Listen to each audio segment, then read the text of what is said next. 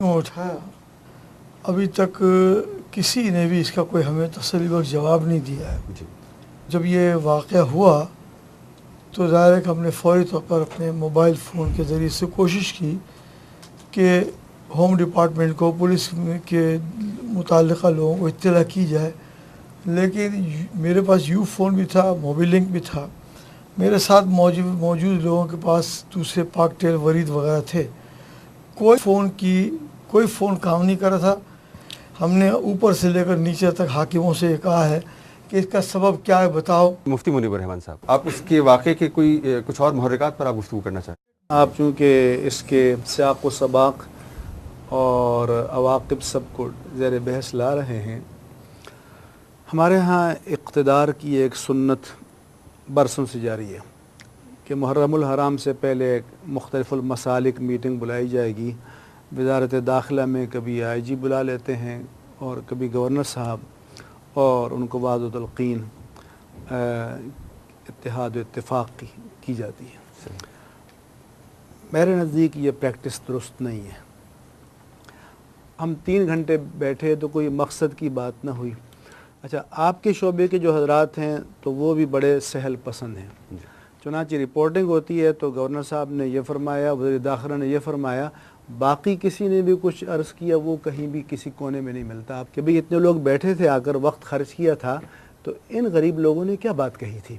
चुनांचे उसका रिकॉर्ड अब हम आपके कराची की बात है ना, कराची के किसी अखबार में ढूंढना चाहें तो हमारी उस वहाँ की कोई बात आपका कोई अखबार कोट नहीं करेगा कि क्या कहा, और ना आप पूछेंगे कि आप लोग वहाँ गए थे, भाई क्या कहने गए थे।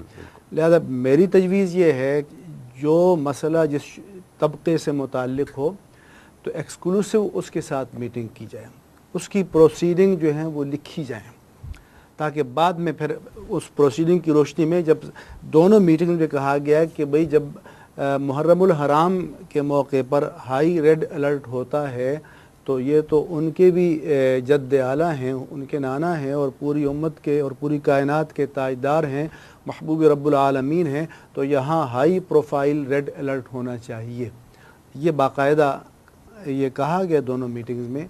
दूसरी बात यह है कि जो खदशात ज़ाहिर किए गए वो उनका अब कहीं कोई रिकॉर्ड, कोई चीज़ मौजूद नहीं है, तो इसलिए ये तो तब होता है कि उसकी या तो प्रोसीडिंग लिखी जाए जी बिल्कुल, या उसकी तमाम प्रेस में रिपोर्टिंग आए कि उस वक्त क्या कहा गया था और फिर उस पर किस कदर तवज्जो दी गई। ये नहीं होता। नहीं, मैं आपसे ये भी पूछना चाह रहा था मैं कि आपने जब वहाँ अर्ज़ किया कि ये जो सिक्योरिटी लैप्स है, ये तो हुआ, आपने ये बताया सदर ममलिकत को सिक्योरिटी लैप्स है, उन्होंने इसका एतराफ़ किया। हाँ, बल्कि ये सदर साहब से ये कहा गया, तो मीटिंग में कहा है कि भाई ये high alert, dead high alert के लिए कहा गया था, बल्कि मुहर्रम के मुकाबले में ज़्यादा तवज्जो दी जाए, और फैज़ान मदीना का वाक़या हो चुका था और उसके तनाजुर में ये था, तो ये कहा गया था कि चूँकि ये नामूस मुस्तफ़ा सल्लल्लाहु अलैहि वसल्लम के तनाजुर में एक आलमी मसला भी है, तो इसलिए इस वक्त खुसूसी तवज्जो इस मसले पर दी जाए। तो लिहाजा वो मीटिंग्स जो की तो जाती हैं लेकिन फ्रूटफुल नहीं होती है। तो उनकी प्रोसीडिंग रिकॉर्ड नहीं होती, जो कुछ कहा गया वो वहाँ पर किसी न अखबार में है, न रिपोर्टिंग में है, न टेलीविज़न में है, कुछ भी नहीं है। तो किस चीज़ से हम अब इस्तेदलाल करें कि भाई क्या कहा गया था और क्या नहीं कहा गया था। आइंदा मेरा मुतालबा है और मेरी गुजारिश है कि मीलादुन नबी सल्लल्लाहु अलैहि वसल्लम का जो जुलूस निकालने वाले हैं उनके साथ एक्सक्लूसिव मीटिंग की जाए। वैसे वाज़ के लिए सब उलमा को बुलाना हो तो अलग से बुला के वाज़ कर लें, लेकिन इसके लिए वर्किंग सेशन होना चाहिए। उनकी सब बातों को, उनकी तजावीज़ को, उनके ख़दशात को उनको बाकायदा नोट करना चाहिए, और फिर ये देखना चाहिए कि उनको कंप्लाई किस हद तक हुआ। और मैं ये भी कहता हूँ कि अगर हम लोग हैं तो हमें भी अपनी ज़िम्मेदारियों का तयन करना चाहिए। इससे जो तजर्बात हासिल हुए हैं तो आगे आने वाले दिनों में हमें भी देखना होगा, क्योंकि मसलन मुहर्रमुल हराम का मसला है तो जो तबका तादाद में कम होता है वो ज़्यादा सेंसिटिव होता है। उन्होंने अपनी स्काउट फोर्स बना ली है, उनके गेट्स पर अपने चेकिंग वाले मौजूद हैं। हमारे लोग चूँकि इन चीज़ों की तसव्वुर ही नहीं था कि कभी मिलादुन नबी के जुलूस में ऐसा हो सकता है, तो इस बात से बिल्कुल बेबहरा थे। लिहाजा इंटेलिजेंस वाले या जो सिक्योरिटी वाले वो भी फारिग तहसील, کچھ تھا نہیں، لیکن اب ایک واقعہ ہو چکا ہے تو میں چاہتا ہوں کہ آئندہ کے لیے اس کے کچھ اصول متعین ہونے چاہیے تاکہ آئندہ دوبارہ اس طرح کے واقعات نہ ہوں، کیونکہ ایک ہمیں اب تعبیر کہتے ہیں تو ایک تعبیر ہمیں یہ بتائی گئی ہے آفیشلی کہ یہ میلاد النبی صلی اللہ علیہ وسلم پر ڈائریکٹ اٹیک ہے۔ ناظرین، گفتگو کا سلسلہ جاری ہے، یہاں لیتے ہیں ہم ایک چھوٹا سا بریک۔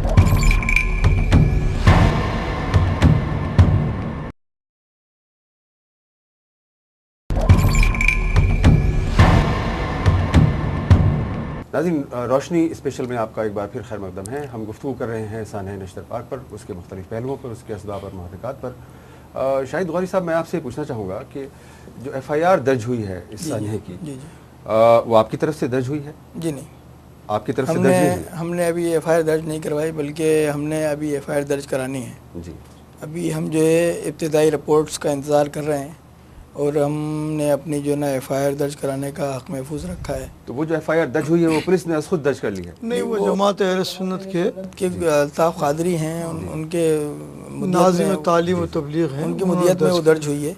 ظاہر ایف آئی آر درج کرانے کا تو ظاہر اگر ہر شہید کی الگ ایف آئی آر بھی درج کرا، ظاہر ہم نے قانونی پوائنٹ سے جو ہے مطلب اس کو تھا ہے اور بہت قریب سے اس کا جائزہ لیا ہے۔ ہمارے جو وکلا بورڈ ہے ان کی ہم نے ٹیمز جو ہے نا مطلب بلا کر ان سے مشورے کیے ہیں، تو یقیناً ہم جو ہے اگر چاہیں تو ہر ایک شہید کی الگ ایف آئی آر بھی کٹوا سکتے ہیں، مگر ہم نے ابھی ایف آئی آر کا حق محفوظ رکھا ہے۔ ہم ایف آئی آر ضرور کٹوائیں گے، اور ہم چاہتے ہیں کہ اس کی ابتدائی رپورٹس ہمارے سامنے آ جائیں اور کچھ ایسے عوامل سامنے آ جائیں، کچھ ایسے حقائق سامنے آ جائیں جس کی ایف آئی آر ظاہر ہے وہ ایک مرتبہ جو رائٹنگ میں آ جاتا ہے تو وہ پھر کبھی ختم نہیں ہوتا۔ آپ کی مراد آفیشیل رپورٹ سے؟ جی جی، آفیشیل رپورٹ سامنے آ جائیں گی، ان کی روشنی میں پھر آپ درج کریں گے رپورٹ، اور کچھ ہم جو اپنی تعلق آپ کے اطمینان سے ہوگا یا یہ کہ آپ جو بھی رپورٹ آ جائے گی اس کی روشنی میں آپ درج کریں گے؟ ہمارے اطمینان سے ہوگا، ظاہر ہے ہمارے اطمینان سے ہوگا۔ ہم اس واقعے کو بہت ایزی نہیں لیں گے اور اس کے ہم آخر تک جائیں گے، اور اگر اس کو سرد خانے کی طرف نظر کیا گیا